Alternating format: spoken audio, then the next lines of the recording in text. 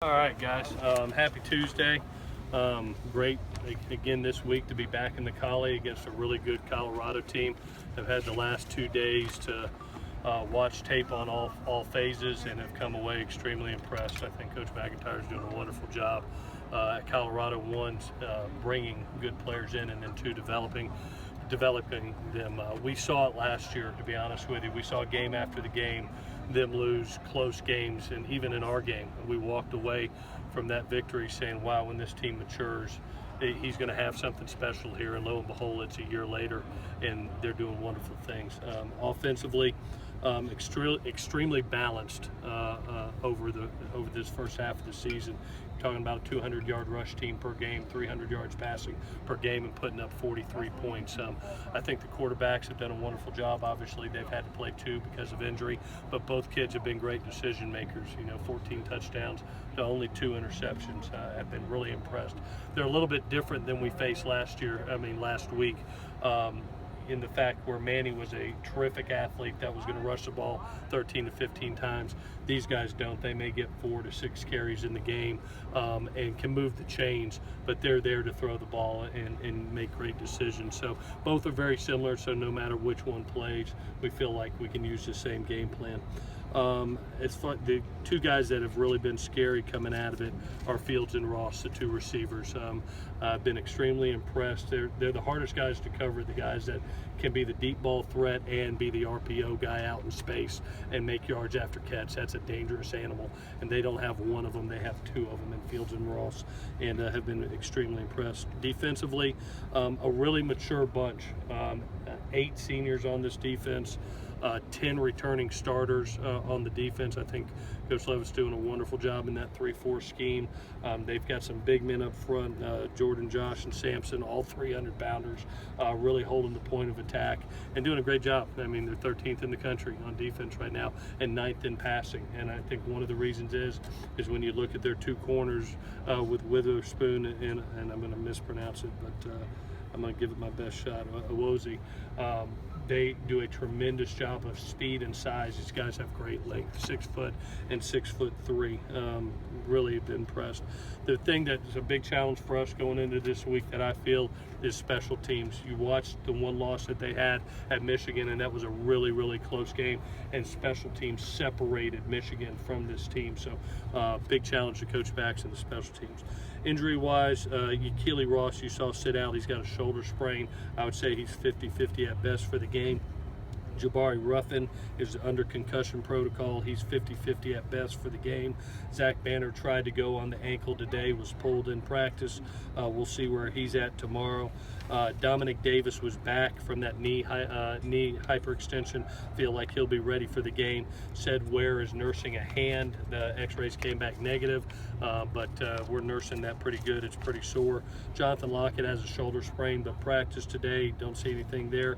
And then Taylor McNamara has a lower back strain that held him from practice today.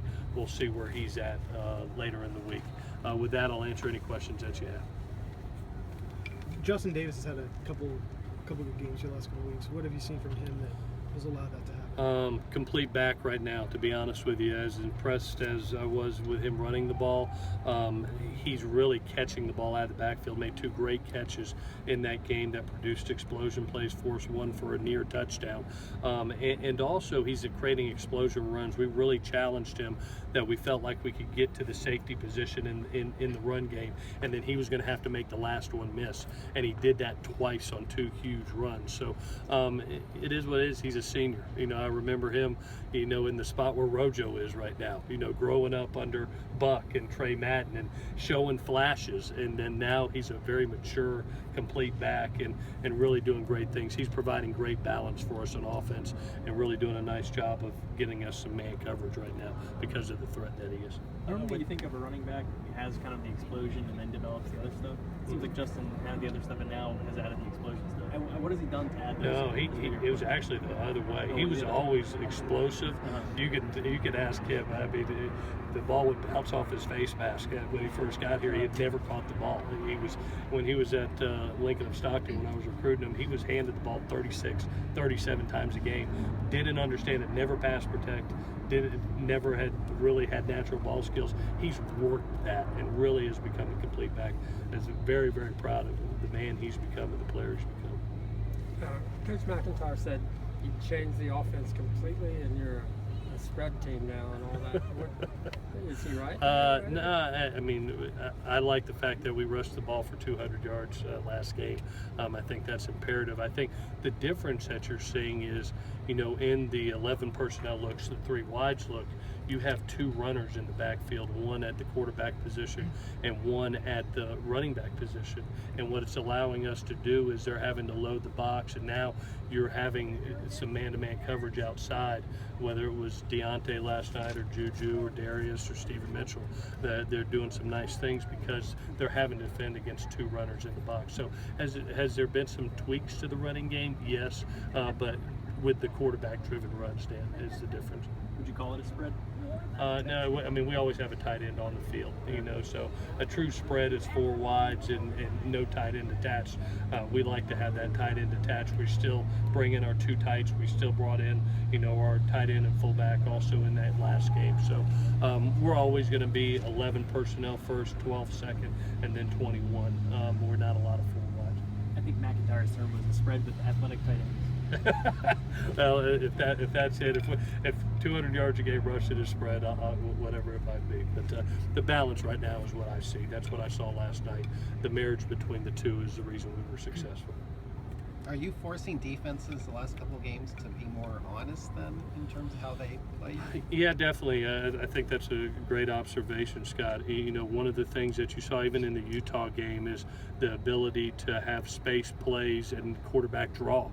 You got to make a decision. Are you going to guard the box with an athletic quarterback and a very talented back, or are you going to go defend those wide receivers? And I think T has done a tremendous job of putting in the last 2 weeks, utilizing Sam in that aspect, making him a threat, and really doing a nice job of creating the pass routes off of it.